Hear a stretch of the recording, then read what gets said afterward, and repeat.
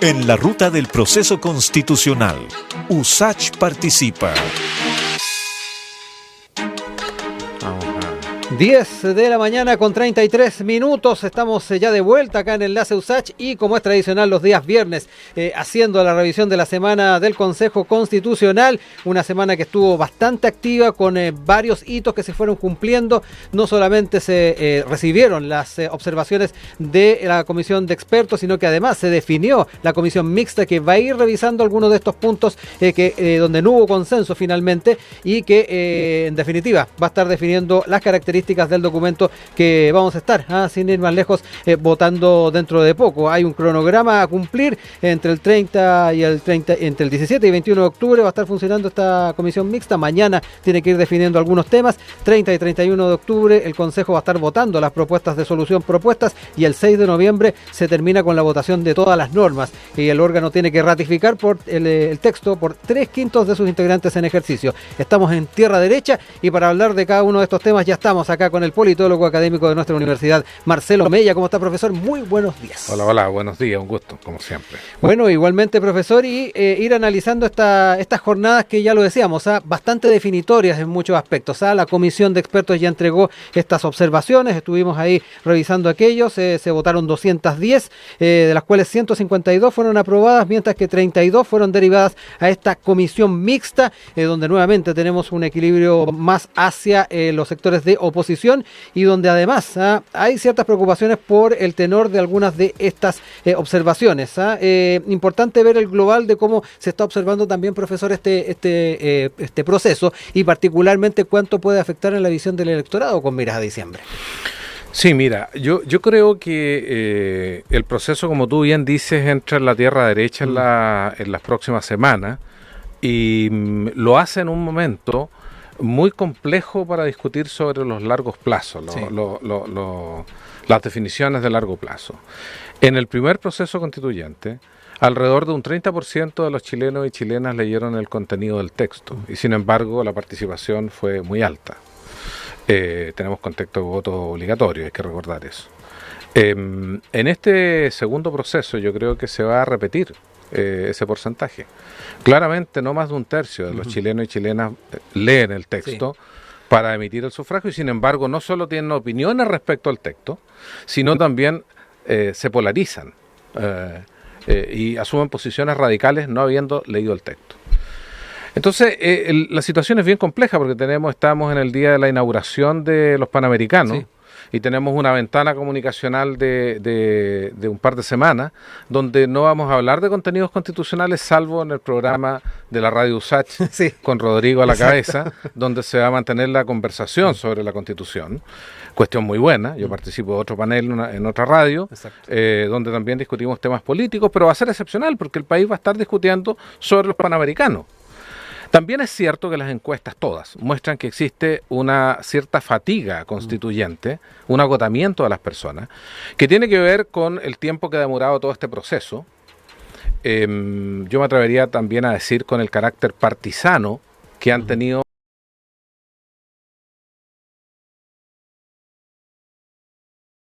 distancian a las personas de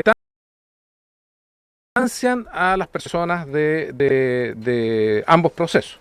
Entonces la gente como que no tiene mucha disposición para abrirse a revisar contenidos de este. Y se queda con señales que pueden ser señales muy polarizantes y muy ajenas a los contenidos. Por una parte uno puede apreciar que desde el punto de vista de la oposición, Rodrigo, claramente va a haber una estrategia comunicacional de que apoyar este texto, lo que se está proponiendo ahora, es oponerse al gobierno del presidente Boric. Eso te lo doy firmado que sí va a ser parte de la campaña comunicacional de quienes quieren aprobar este texto. Y como sabemos, el presidente Boric cuenta con un apoyo cercano al 30%, no mucho más que eso, por lo tanto, ahí ya hay un elemento. Segundo, Republicano saca la cuenta de que tiene una votación piso de 3,5 millones, que son las personas que votaron por integrantes al Consejo Constitucional, y que si uno toma ese dato como un dato útil para lo que pueda pasar en diciembre, son 3,5 millones, más los 2 millones de la derecha, perfectamente podrían llegar a superar el 50%, y eso, por cierto, contradice las encuestas de opinión, pero también sabemos que las encuestas de opinión tienen alrededor de un 30% de no sabe, no responde, y uno también entiende perfectamente que hay personas que votan por la derecha extrema que no declaran cuál es su intención de voto. Uh-huh. Y por el lado del oficialismo, claramente la campaña creo que va a estar, la mayor o todos los partidos del oficialismo van a rechazar esta propuesta. Lo que se está jugando ahora son definiciones importantes pero marginales. Creo que lo políticamente sustantivo no cambia y los partidos del oficialismo van a rechazar esta propuesta, y creo que el argumento es que ciertos artículos implican un retroceso en términos de los pisos civilizatorios. Por ejemplo, la objeción de conciencia institucional. Que es bastante más amplia que lo que en algún momento se planteó precisamente en salud. Hoy día estuvo Alejandro Guiller en línea 1 conversando con uno de los convencionales del PS, Alejandro Keller, y él decía que ahí hay un gran riesgo. Bueno, claro, porque claramente está la objeción de conciencia institucional que puede tener un impacto en materia de derechos sexuales y reproductivos, pero también en otro tipo de asuntos que tienen que ver incluso con temas tributarios. Sí. Entonces no quiero aburrir a quienes nos están escuchando, pero es un contenido que puede tener un impacto mayor. Ahora, una vez, si se llega a aprobar esta constitución, esta propuesta, esto tiene que bajar a nivel de legislación, por lo tanto ahí se puede controlar algunas cosas. Pero yo diría que el terreno ya está establecido para las campañas comunicacionales, y yo creo que esta tierra derecha de la que tú hablabas, Rodrigo, tiene más que ver, o va a tener más que ver, con estrategias comunicacionales que con contenidos de la Constitución. Ahí es muy importante saber cuál es el rol que se asume. El propio consejero planteaba esta mañana de que tienen un mandato constitucional para seguir adelante con el proceso. Sin embargo, en el momento que estamos, decía, yo estoy inclinándome por rechazar. Todavía queda temas por ir dilucidando. Sin embargo, hay quienes ya han tomado posición. Aligüen Antileo, por ejemplo, consejero representante de los pueblos originarios, ya ha dicho que invitó al electorado a rechazar esta propuesta.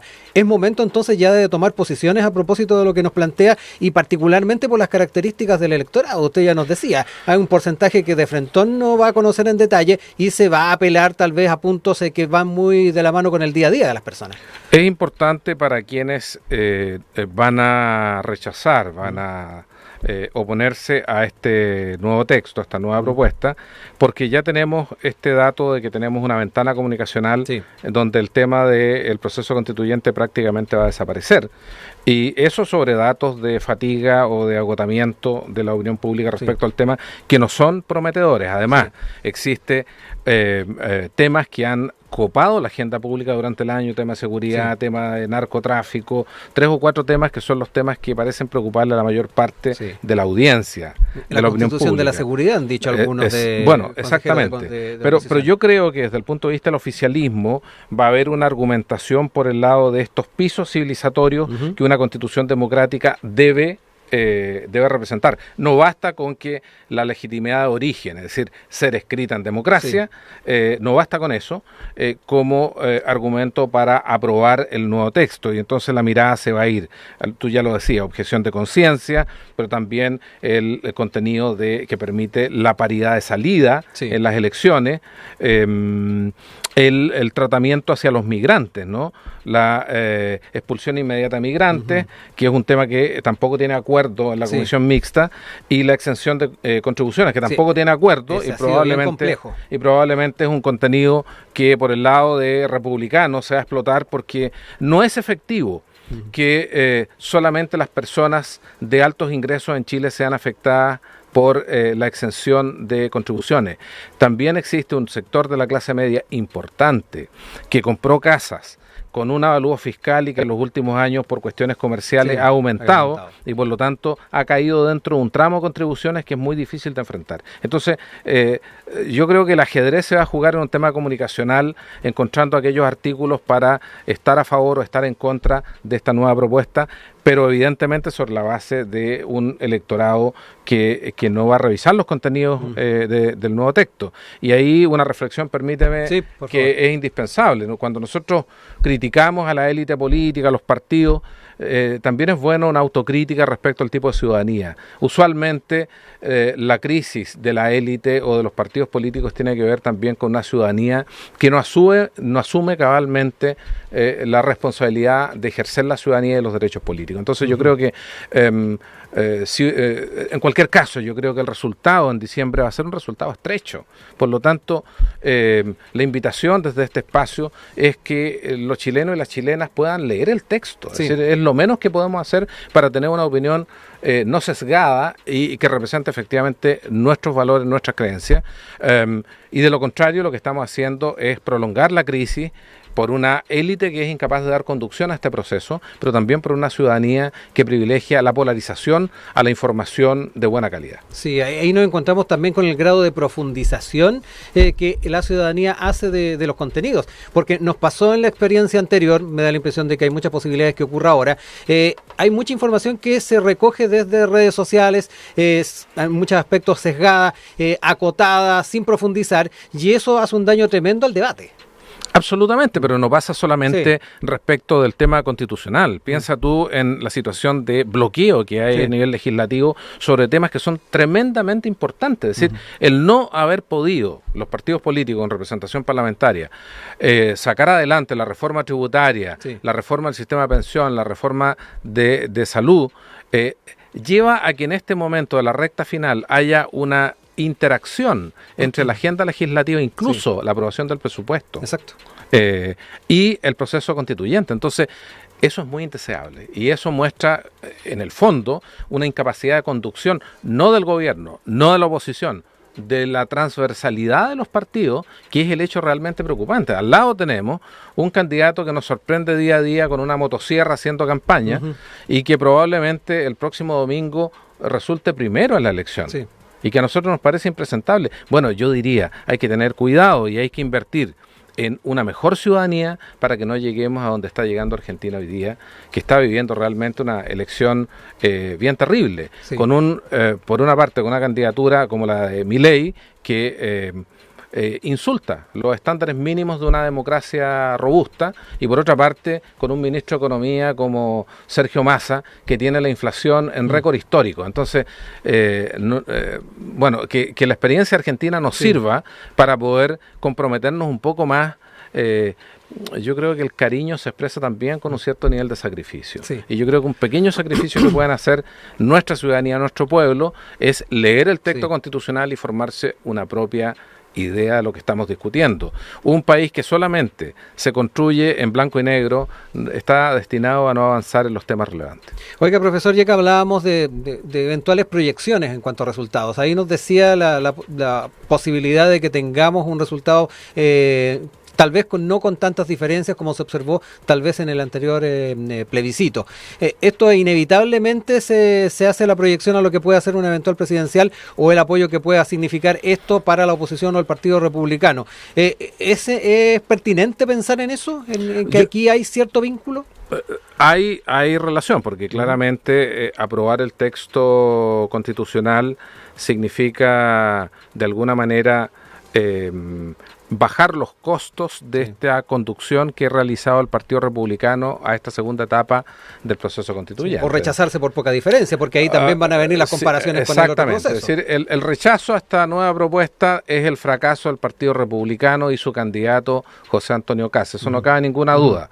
Pero eso no significa que la derecha en su conjunto tenga un costo en términos de competitividad, porque sabemos que a lo menos hay dos liderazgos ahí, Evelyn Matei y Kast, y probablemente si se rechaza este nuevo texto, el fracaso de Kast sea el triunfo de Evelyn Matei. Por eso hemos tenido declaraciones encontradas en el último tiempo. Ahora, esto no es mecánico, esto no es mecánico. Lo que sí nos diga estos últimos años. Lo que sí sabemos es que existe una opinión pública que desde que asumió el presidente Boric ha mantenido un apoyo sistemáticamente cercano al 30% para el gobierno. No hay liderazgos fuertes para proyectar la obra del gobierno o esta administración, y sí por el lado de la oposición tenemos dos liderazgos que pican muy fuerte la opinión pública, y probablemente el desenlace toque la correlación entre estos dos liderazgos, pero un año es mucho tiempo y 2 años en política también es mucho tiempo, pueden pasar cosas. Yo personalmente, casi haciendo de brujo, creo que en cualquier caso el país que se ha movido en estos 3 años, acción-reacción, creo que para la próxima elección presidencial va a privilegiar opciones más cercanas al centro. La crisis de los partidos de centro, Rodrigo, no significa la crisis del elector de centro. Claro. Es decir, hay una crisis de oferta, pero no hay crisis de demanda, de tener actores que puedan construir mayoría, que estén ubicados más al centro. Entonces, hay cierta orfandad de ese... Sí, yo creo que de todas maneras, y me la juego por eso, creo que la candidatura de Kast está, sea cual sea el resultado, va a ir a la baja en los próximos 2 años. A la par de aquello, es importante también saber qué pasa con este llamado, comillas, momento constituyente. Muchos han planteado que después de lo que fue 2019 quedó dando vuelta esta necesidad. Hay otros que han dicho que tal vez las respuestas estaban en otro lado, tal vez desde una perspectiva estrictamente parlamentaria y de propuestas y de política pública, ¿no? Pero en el entendido de que existiera este momento constituyente, ¿se diluye en un eventual rechazo? ¿Qué pasa también con quienes de una u otra forma están pensando en alternativas desde el Parlamento de poder hacer frente al tema constitucional? Yo creo que se cierra la ventana de oportunidad para seguir hablando de Constitución, por lo menos en lo que queda este gobierno, si se rechaza esta propuesta. Soluciones de bypass, de un proceso democrático, no lo veo viable que este gobierno respalde un proceso abreviado a nivel de legislativo para transformar algún proyecto anterior en la nueva Constitución. Creo que eso políticamente sería un desastre, pero creo que se cerraría al menos durante este gobierno. Ahora, efectivamente, creo que estamos viviendo hoy día el despertar de lo que fue el estallido.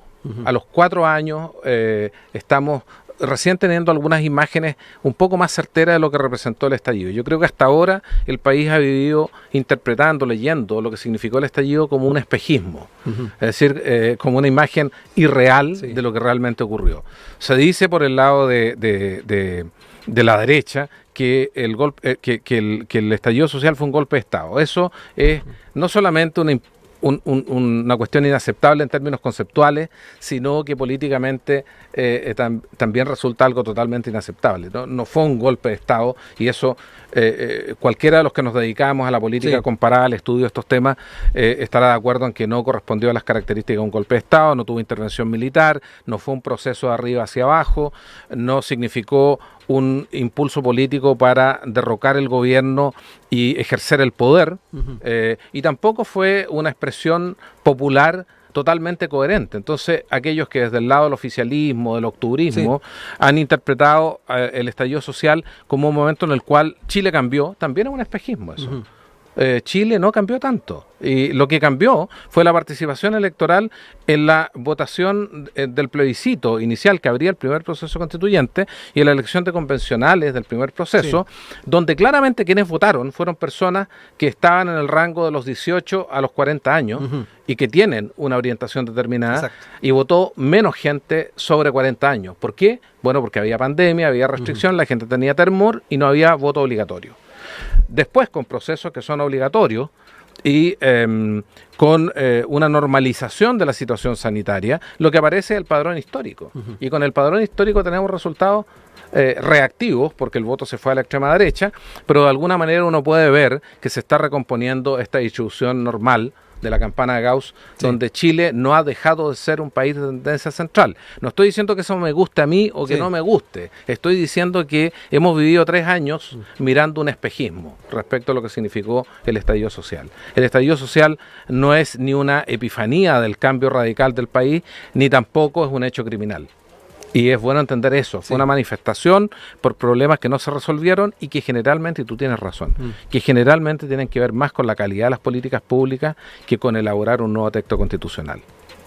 Son diagnósticos además que se hicieron en la urgencia de enfrentar efectivamente esta situación que teníamos en octubre de 2019, y que es muy pertinente el poder hacer esos balances ya con harta agua pasada debajo del puente. Marcelo Mella, politólogo académico de la Facultad de Humanidades de nuestra universidad, nos ha acompañado como cada cierto tiempo los viernes para analizar este proceso constituyente. Que esté muy bien, profesor. Gracias por acompañarnos nuevamente. Muchas gracias a ti.